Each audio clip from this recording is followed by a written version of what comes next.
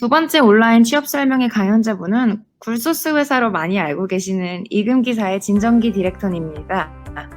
디렉터님께서는 현재 사업개발 분야를 담당하고 계시며 이전에는 삼성전자 마케팅팀에서 근무하신 경력이 있으십니다. 오늘 웨비나에서는 이금기 회사 소개와 현지 마케팅 분야 취업 팁에 대해서 말씀 주실 예정인데요. 그럼 디렉터님의 발표 들어볼까요? 한국에서는 아마 홍콩에 계신 분들은 아실 거고요. 한국에 계신 분들은 다소 생소할 수도 있는 회사입니다. 일단 한국에서 접하시는 분들은 오뚜기가 한국에서는 저희가 총 독점 수입 판매 대리상이기 때문에 오뚜기가 저희 이금기 홍콩의 이금기 제품을 독점 수입해서 한국의 곳곳에 판매하고 있는 회사입니다. 간단하게 말하면 소스 회사인데요. 일단 이금기라고 얼핏 들으신 분들이 보통 사람 이름이라고 알고 계신데 한 반 정도만 맞는 얘기입니다. 이금상이라는 1888년도에 지금으로부터 132년 전입니다. 그래서 132년 전에 이금상 창립자 이제 회장님의 이 금자를 따서 그다음에 기자, 이게 일반적인 중국어는 아닌데 중국어 중에 중국 문화 중에 이 남방 중국어에서 이런 상호명을 결정할 수 있거든요. 지금 자료 화면을 보시면 설명이 있는데, 그래서 이금기라는 이름과 합쳐진 브랜드명이 회사가 탄생하게 되고 브랜드명이 되었습니다.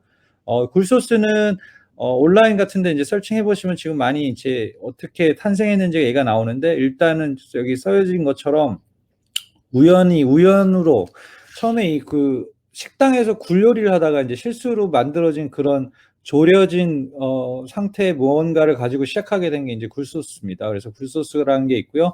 이금기는 참고로 이금기는 저희는 글로벌 회사인데 비상장 회사라서 그러니까 즉 주식시장 오픈된 퍼블릭하게 오픈된 주식시장에 열려 있는 회사가 아니다 보니까 아마 많은 분들이 저희 회사에 대한 정보를 은근히 찾기 쉽지 않으신 그런 회사이기도 합니다.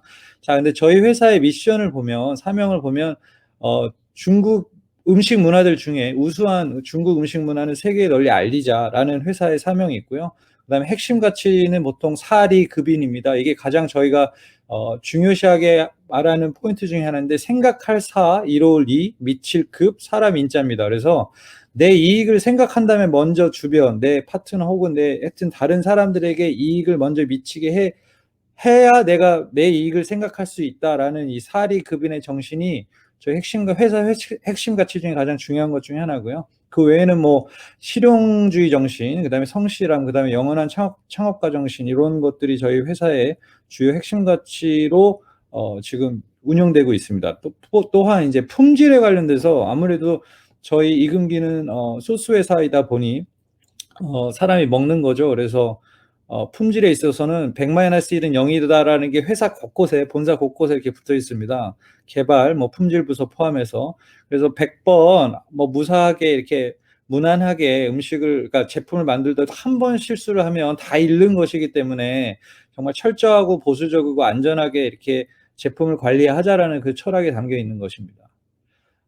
저희의 이제 회사 양력을 짧게 말씀을 드리면 1888년도에 중국 현재 행정구역 기준으로는 광동성입니다. 광동성 주강 삼각구 하구 지역에서 옛날에는 남수라는 지역이 있었습니다. 중국어로는 난쉐이라고 하는데, 그 남수라는 지역에서 작은 이제 일개 차관이라고 합니다. 중국어 표현으로 하면 차관을 운영하던, 그때 이제 그 회사가 시작되었고요. 근데 그 이후로는 1800년대 말과 1900년대 초는 실은 홍콩보다 마카오가 더 세계적인 국제 항구였습니다.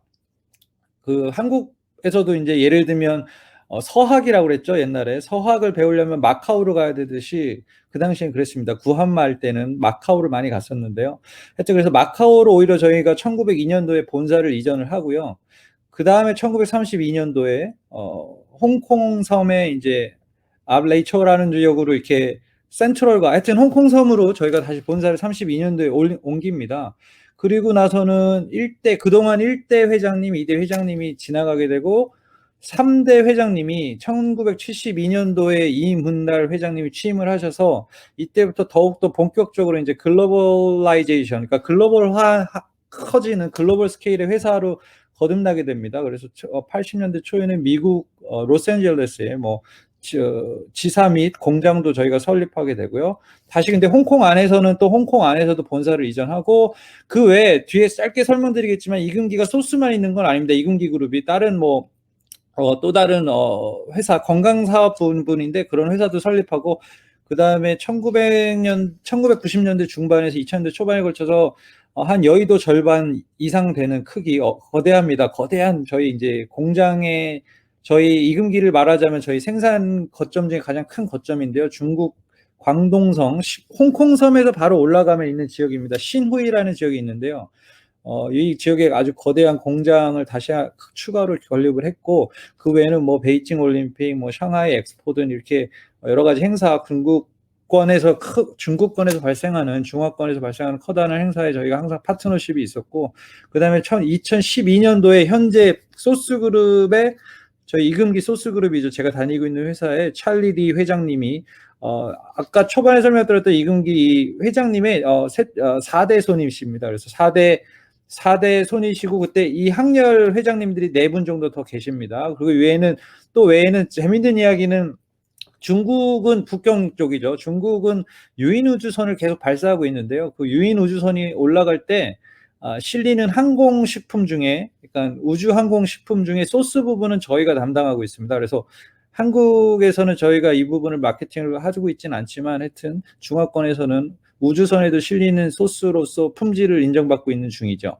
아까 좀 전에 짧게 말씀드렸던 부분입니다. 저희 글로벌하게 이 소스를 담당하고 있는 이금기 소스, 저희 회사의 그 로고입니다. 회사 로고고요. 그 옆에는 LKK APG라고 되어 있는데, 헬스 프로덕트 그룹이라고 합니다. LKK는 광동어로 읽으면 레이깡게이라고 합니다. 한국어로 저희는 이금기라고 하지만 발음이 비슷하죠. 그래서 LKK 이금기 홈 프로덕트 그룹이라는 게 있어서 서브 브랜드들이 이렇게 다양하게 존재합니다. 쉽게 생각하시면 이게 한국엔 들어와 있지 않고요. 건강 사업, 그러니까 어떤 비견될 수는 없지만, 예를 들면 뭐 아메이, GNC 뭐 이런 세계적인 뭐 그런 건강 사업 관련된 그룹의 비즈니스를 연상하시면 될 것 같고요. 보통 주 비즈니스 마켓은 중화권입니다. 보통 대륙을 중심으로 해서 홍콩 정도, 마카오 이런 곳에서 저희가 영업을 하고 있죠. 자, 저희 소스그룹 얘기로 다시 돌아오면 이금기는 간단하게 설명드리면 한 대략 200여 종류의 소스 제품만을 판매하고 있고요. 포장 단위죠. 이게 제품도 한 제품이 포장 단위가 다양할 수 있으니까 포장 단위 기준으로 보면 한 2,000여 개의 제품을 글로벌 마켓에 판매하고 있는 회사입니다. 공장을 보면 지금 이게 너무 세계 지도를 그려놔서 이렇게 한데, 아까 말씀드렸던 중국 신우이 지역에 가장 이 커다란 공장이 있고, 홍콩 본사 오피스와 공장이 작게 있습니다. 오히려 홍콩이 본사지만 본사는 500여 명의 규모고요. 가장 많은 인력은 대륙을 중심으로 한 곳에 존재합니다. 그 다음에 광저우 옆에 황포 공장이라는 공장이 또 하나 있어. 그래서 대륙 안에 공장이 2개, 홍콩의 공장이 하나, 그 다음에 말레이시아 쪽에 이슬람 문화를 커버하기 위한, 또 거기는 이제 관심이 있으신 분들은 알겠지만 할랄이라는 걸 들어보셨는지 모르겠는데, 그런 특수규격 등을 코셔, 할랄 등의 특수규격 등을 이제 공급하는 말레이시아 공장이 있고요. 그다음에 아메리카 대륙을 전체 커버하는 로스앤젤레스의 미국 공장 및 오피스가 있습니다. 세일즈라는 측면에서 글로벌 판매 네트워킹을 보면, 저희는 세계 시장을 거점을 5대 영업망으로 뽀개입니다. 5개 커다란 영업망으로 나눠서 전 세계 100여 개 국가 이상에 수출을 하고 있습니다. 당연히 제일 큰 시장은 중국이겠죠. 현재 중국이 제일 크고, 그 다음으로는 미국 시장이 저희가 전통적으로 미국 시장을 한 지 오래돼서 미국 시장에서 상당히 큰 비즈니스를 하고 있고요. 그 외에는 동북아시아를 중심으로 한 이런 대한민국이죠. 저도 한국 사람인데 대한민국을 포함한 이런 동북아시아의 선진 시장이 비교적 큰 시장입니다. 그리고 참고로 저는 그래서 이 북아시아라고 하는데, 저희 회사의 조직적으로 봤을 때는 이 노스 아시아, 그러니까 북아시아 팀의 한국 마켓 헤드를 담당하고 있습니다. 자, 이제 저희 회사에 대한 소개는 짧게 이 정도로 하고요. 마케팅, 해외 마케팅에 대한 말씀도 오늘 좀 나눴으면 좋겠다라고 해서 제가 간단하게만 썼습니다. 그리고 오히려 사전 질의응답을 제가 몇 개 받았는데 거기서 오히려 더 자세한 답을 드릴 수도 있을 텐데 일단 해외 마케팅 얘기하기 전에 일단 홍콩에서 저는 제 소개 양력이 지금 어느 정도 제가 이렇게 참여하시는 분들한테 전달이 됐는지 모르겠지만, 일단 제 백그라운드 다시 한번 제가 스스로 요약을 하자면, 저는 한국에서 대학을 나와서요, 그때까지 딱히 왜 해외에 나가본 적은 없었습니다. 그리고, 그 대신 제가 전공은 중국어 관련된, 그러니까 중국어를 했습니다. 그래서, 대기업이죠. 예, 과거 제 직장이니까 말씀을 드리면 삼성전자에 공채로 들어가서 삼성전자 안에서 처음에 1년에서 1년 반 정도는 글로벌 SCM은 Supply Chain Management죠. 예, 중요합니다. 역시 경영학에서 상당히 중요한 또 한 분야인데 거기서 좀 이렇게 데이터를 보거나 다루거나 시스템을 아는 걸 좀 많이 배웠고 그 이후에 프로덕트 이제 당시 조직명으로 말씀드리면 이제 PM이라고 하는데 프로덕트 마케팅 혹은 프로덕트 매니지먼트라고 합니다. 중의적으로 쓰는데 그래서 제품 마케팅을 했고 TV 제품을 했습니다. 그래서 요즘은 쓰지 않지만 옛날에는 파브라는 이렇게 삼성전자의 국내에서 쓰는 브랜드가 있었죠. 뭐 파브를 하기도 했고 뭐 미국 시장, 동남아 시장, 그다음에 중국 시장 등을 이제 회사 안에서 거치면서 지내다가 제가 한 대리에서 과장쯤 넘어갈 때쯤엔 삼성전자 홍콩 법인으로 또 움직이게 되기도 하고요. 그리고 다니다가 삼성전자 11년 차쯤에 제가 이제 전업을 하게 되는 거죠. TV 전자제품을 하던 사람이 이제 F&B 비즈니스라고 하는 소스 회사 이금기로 이제 이직을 하게 됩니다. 그때 그러면서 제가 전체적으로 해외에서 홍콩이죠. 해외를 제가 말하는 건 홍콩에서 거주한 지는 한 13년 차가 돼가는 것 같아요. 그리고 해외 마케팅의 세일즈 분야에서 일한 지는 역시 한 18년 차, 만 17년 정도가 지난 백그라운드가 있는 것 같습니다. 자, 그래서 요쯤에서 제에 대한 소개는 마치고, 그래서 해외 마케팅을 한다라고 했을 때, 모든 분들이 이쪽 분야에 관심 있는 분들은 당연히 하고 계시겠죠. 그래서, 자기가 가고자 혹은 혹은 일하고자 하는 해당 마켓, 지역, 국가에 대한 언어는 당연히 필수가 됩니다. 그래서, 보통은 뭐 이제 한국 분들이 되게 역량이 좋거든요. 한국 사람들이. 그래서 보면 영어는 다 젊은 분들 보면 영어는 다들 하시고 그래서 관심 있는 예를 들면 뭐 일본어가 될 수도 있고 중국어가 될 수도 있고 뭐 불어가 될 수도 있고 스페인어가 될 수도 있고 그런 뭔가 특수한 언어 정도를 하나를 더 하게 되면 엄청 유리한 조건이 되게 됩니다. 근데 또 언어만 잘한다고 이게 마케팅을 잘하게 되는 게 아닙니다. 예를 들면 제 과거 이전 직장에 현재도 이제 현재 삼성전자에서 어느 특정 분야에서 아직 부사장으로 계신 선배를 보면 그분은 저희가 생각하는 아저씨 영어 막 경상도 영어를 하십니다. 근데 미국의 유수한 막 큰 기업을 만나서 예를 들면 베스트바이라는 한국의 하이마트 같은 제일 큰 그 전자유통이 있어요. 이제 그런 경영진들과 만나서 미팅을 하고 협의를 하고 할 때 보면 영어는 단지 도구입니다. 그래서 근데 그분이 협상을 하거나 딜을 이렇게 만들어내는 걸 보면 그때는 또 언어의 수준과 기술이 중요한 게 아니라 그 언어 이상의 뒤에 백그라운드라고 해야 될까요? 그러니까 현재 미국 시장, 그러니까 전자 시장에서 벌어지고 있는 일들, 아니면 정말 소소한 것들을 포함해서 이런 거를 이해하고 있거나 지역학적 이해, 그다음에 인문학적 이해 이런 거를 깔고 가시면 그때 이제 그거 언어를 도구로 그런 백그라운드 컨텐츠를 가진 사람이 이제 비즈니스를 이루기가 더 용이하지 않나라는 생각을 합니다. 그래서 제가 이렇게 급하게 텍스트로 조금은 이렇게 설명을 해봤는데, 전달하고 싶은 거, 언어는 기본이다. 언어는 기본이고, 근데 언어에 너무 꽂혀 있으면 안 된다라는 게 포인트입니다. 그래서 언어 이상의 뭔가를 항상 추구해야 나중에 더 좋은 마케터, 해외 마케팅을 할 수 있는 사람이 되지 않을까라고 생각합니다.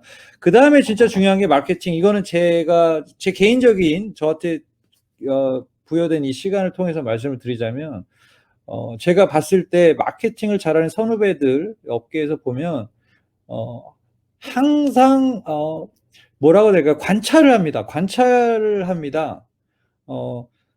그러니까 관찰을 하면서 어떻게 보면 호기심이 있는 상황에서 항상 관찰을 하고 무언가가 발생을 하거나 새로운 무언가가 발생을 하고 있는 현재 시점이라면 그거에 대해서 일단은 관심을 갖고 이렇게 쳐다봅니다. 그러니까 항상 관찰을 observation, 영어로 observing을 해서 거기서 뭔가를 생각해냅니다. 이렇게 잠깐만 이런 건가? 뭐 이렇게 혹시 지금 막 이렇게 세상이 이런 건가 하는 그 인사이트라고 그러죠. 그래서 자기만의 이제 쌓여진 경험이라든가 자기의 지식 내지 뭐 여러 가지 배경으로 인해서 무언가가 발생하는 걸 관찰한 후에 인사이트가 생기는데, 이런 인사이트가 생기는 사람들을 봤을 때는 제가 지금까지 경험적으로 봤을 때 마케팅 분야에서 이렇게 뭔가 계속 앉아서 책을 보는 분들은 거의 이런 분들이 없고요.